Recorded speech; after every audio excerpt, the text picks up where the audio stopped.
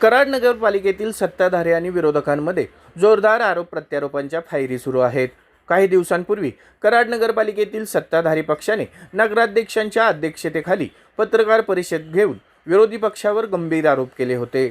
यामध्ये मुख्य आरोप म्हणजे जनरल मीटिंगला लोक बोलवून ती जनरल मीटिंग उधळून लावण्याचा विरोधी पक्षाचा डाव असल्याचा आरोप नगराध्यक्ष राजेंद्र सिंह यादव यांनी केला होता. 28 तारखेच्या झालेल्या जनरल मीटिंग मध्ये जाणीवपूर्वक प्रेक्षक गॅलरीमध्ये येऊन गोंधळ करण्याचा काही जणांचा प्रयत्न होता.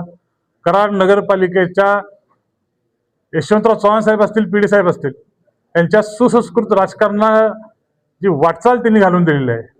अशा आणि एक परंपरा असलेलं सभागृह, पावित्र्य असलेलं सभागृह, गांभीर्य असलेलं सभागृह, या सभागृहामध्ये गोंधळ घालण्याचा जो प्रयत्न झाला त्या दृष्टिकोनातून ते सर्वांच्या निदर्शनास आणून देण्यासाठी नगराध्यक्षांनी पत्रकार परिषदेत केलेल्या आरोपानंतर कराडमध्ये एकच खळबळ उडाली होती. कारण नगरपालिकेत असं काही घडतंय का हा प्रश्न कराडकर यांच्यामध्ये चर्चेचा विषय ठरला. मात्र आता त्याच झालेल्या टीकेला विरोधी पक्ष म्हणजेच भाजपकडून प्रत्युत्तर देण्यात आले आहे.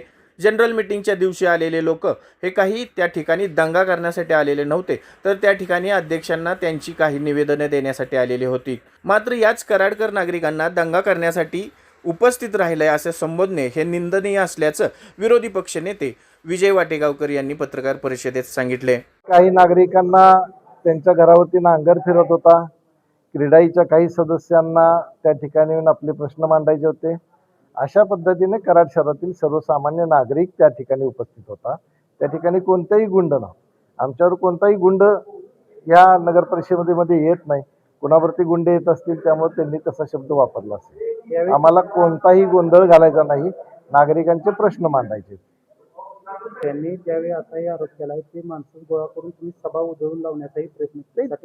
त्यांनी सभेत यायचा प्रश्नच नाही ना. ते प्रेक्षक गॅलरीमध्ये येतात आणि त्यांच्या ज्या समस्या आहेत त्याच्यावरती मागच्या वेळी जे सभेमध्ये त्यांना शब्द दिला होता अध्यक्षांनी की मी पुढच्या सभेमध्ये घेऊन ते दिला आहे, नाही पूर्ण केला हे बघण्यासाठी ते तिथं आले होते.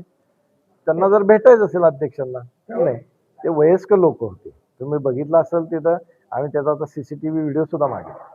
ते वयस्कर लोक होते, क्रीडाईचे सन्मानित काहीतरी बिल्डर्स वगैरे, आर्किटेक्ट्स वगैरे होते असं मला तिथं कळते बाहेर होते. असं गुंड बनणे वगैरे सन्मान्य नागरिकांना हे बरोबर नाही. एकूणच काय, कराडकरांच्या विकासासाठी सर्व लोकप्रतिनिधींनी एकत्र येऊन काम करणं आवश्यक आहे. मात्र विविध विकास कामांच्या संबंधात मूळ मुद्दा बाजूला ठेवून आरोप प्रत्यारोप करून कराडकरांच्या मताची अवहेलना तर होत नाही ना, हाच प्रश्न या निमित्ताने उपस्थित करावे लागेल. शेतकरी पुत्र कृषीधन, कराड.